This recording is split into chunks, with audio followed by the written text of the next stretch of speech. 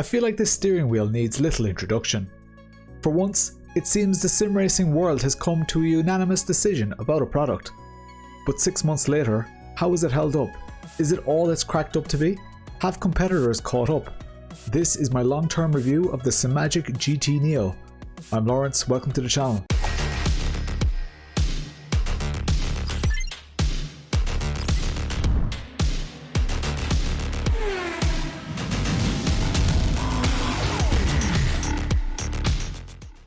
Introduction. On the left you'll see all the sections in this video. I've put timestamp links to each section in the description below. Let me start off by addressing the wear on the lower right hand grips as seen in some of the video footage for this review. I caused this damage by using this wheel improperly. I had a hard cast on my hand when I tore a tendon in my right hand and shouldn't really have been driving, let alone using such a beautiful wheel. That aside, there is some other whitening of the grips over time which is worse than expected. I'll cover that in detail in a later section, but Simagic informed me that they've upgraded the material on models manufactured since September 2024. Simagic is at the forefront of sim racing innovation. Where on one side they have to date been unapologetic about not being the cheapest, they really blindsided us here and came out with arguably the best value steering wheel in sim racing in my eyes. A crown previously worn by the Fanatec McLaren GT3 V2 steering wheel. This wheel is 50% more expensive, which is significant, but I'll justify that in this review, and it's in a different league altogether. For context about Simagic's roadmap, the GT Neo is Simagic's entry-level range going forward. Entry-level. It sounds silly to even say that. All of the products in this review were sent to me free of charge for the purposes of this review, and nobody other than me has had a say in the content of this video. The links to this product and its competitors in the description are affiliate links, and if used will earn this channel some money at no extra cost to you. First impressions. I was stunned taking this out of the box. It looked nice in photos, but my first impressions of the build quality made me question the price. I was looking for a catch, and I hadn't even used it yet. Sure, it's made of convincing plastic and not real crushed carbon. The front encoders and 7-way hats are made of plastic and not aluminium, but it has more buttons and encoders than anything else in this price range. It even comes with clutch paddles as standard. The buttons and front rotaries are backlit. Honestly, I'm not sure how Simagic makes any money with this product. Price. It's only $289 or €300. That's it. Including the QR, including the clutch paddles, including stickers. For that price, it'll natively work with all Simagic Alpha and Evo wheelbases. For perspective, this wheel would be great value at twice the price, but I don't want to give Simagic any ideas. You do have the ability to USB convert this wheel so that it can be used with any wheelbase using a product called Simagic MagLink. And if you're expecting that to be expensive, it's not. It's only $20. It's very clear to me that Simagic is more interested in the consumer base than money with this product. Sure, Chinese companies have lower running costs in general, but this is aggressive pricing even for them. Their openness, acceptance, and even their encouragement of the use of other brands with their products is something we rarely see in sim racing. Installation, hardware. They don't just support 50mm and 70mm configurations, they support everything and anything in between also thanks to clever slotted channels. You only need to hook up 3 bolts on a sim steering wheel setup. Any more is overkill in my opinion. For example, as shown, you can see that I've also used this wheel extensively with other wheelbases like the Asetek and Moza ranges. Installing the quick release and electronics is intuitive and quick. They've really thought this through. I would have loved to have had a way to install the Asetek QR inside the QR itself, similar to what Asher, Cube Controls and GSI all allow. I'd love for Asetek users to be able to ditch the cable altogether. It must be said that the cable works great as shown despite being ugly and doesn't get in the way, so it's not a real issue. If you do use the cable, it's also a great experience. Somewhat similar to the Cube Controls QCon cable, the Simagic MagLink cable is magnetic. You even get a little USB extension cable with it which you can mount on your rig. They've thought of everything and don't charge an extra cent. Installation, software. This product is compatible with SimPro, the Simagic software, as you'd expect. And it's fine. However, I recommend using SimHub, as I'll mention in the next section. The clutch bite point is only adjustable within the software and not with a button combo on the physical wheel. Again, I'll cover that in a later section. Technically speaking, you only need the software for rev lights and backlit buttons. Buttons.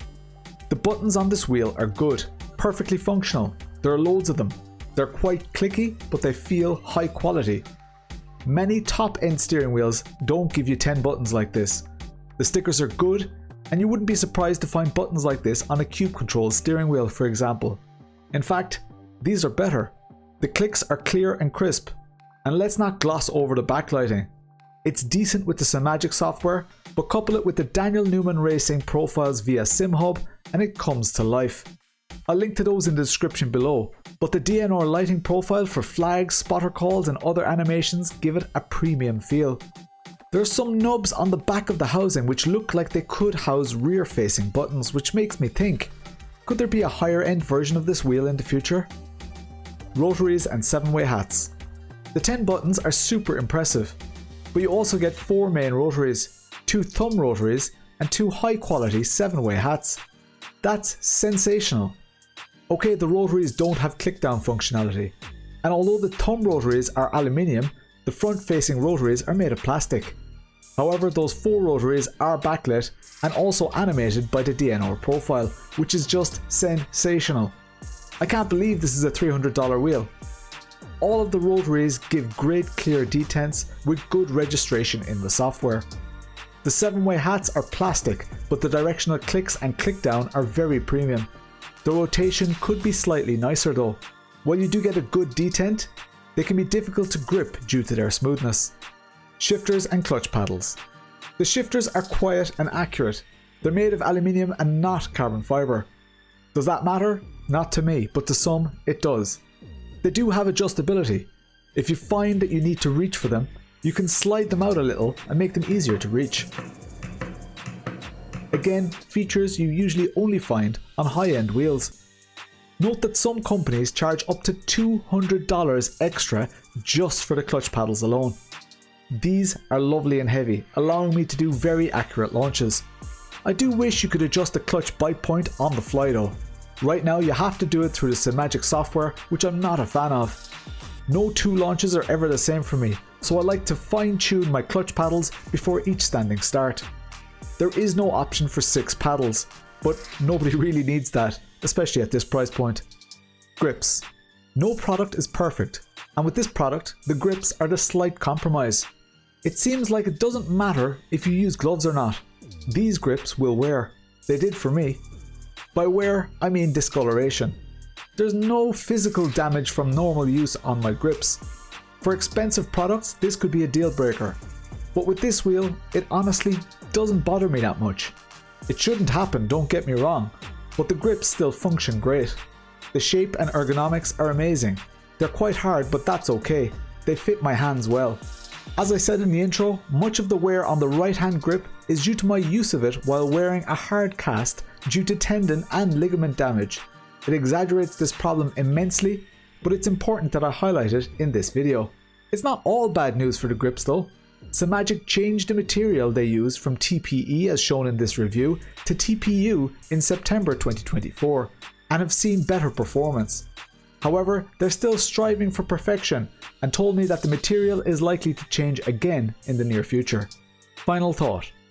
It's affordable, fully functional, compatible with other brands and supports SimHub. It's just incredible. There's no excuse not to have this wheel as a Simagic user. While I'm still a massive fan of the Simagic GT4 rim, this blows it out of the water at almost half the price.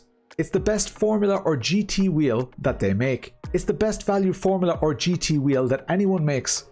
If you're not a Simagic user but looking for an affordable and excellent wheel, the GT Neo with the mag link is perfect. You'd barely DIY an inferior wheel for this price. Ergonomically, everything's in the right place. Sure, the 7-way hats and front rotaries are plastic, and the front rotaries don't click down, but the layout and fun factor of this wheel more than make up for that.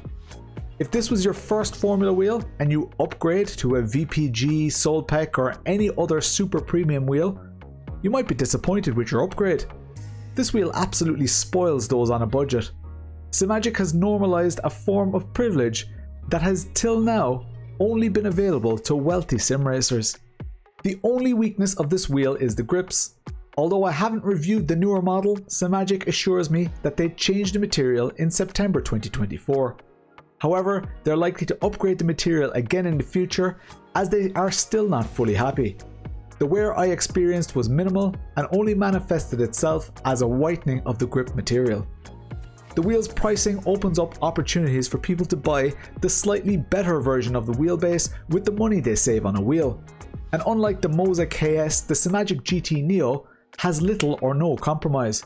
In fact, the GT Neo makes the Moza KS feel like a bit of a toy. It feels like a $700 wheel, and it never let me down. It's one of those products that's easy to recommend to everyone, and it was an absolute joy to review. Those nubs on the back of the wheel have my imagination running wild though. Might Simagic release a premium version of this wheel in the future? One with real carbon weave, all aluminium dials, higher quality grips, 6 paddles, flag LEDs and more? One thing I can guarantee is that it won't have the value appeal of the GT Neo, no matter how much bling you add to it. Should you decide to buy this product, and if you found this review useful or entertaining, I've included links in the description which, when used, earn some money for this channel. There's no obligation to do so, but your support is appreciated immensely. Details about other companies with similar benefits are also listed. I stream every Tuesday and Thursday at 9 PM UK and Irish time.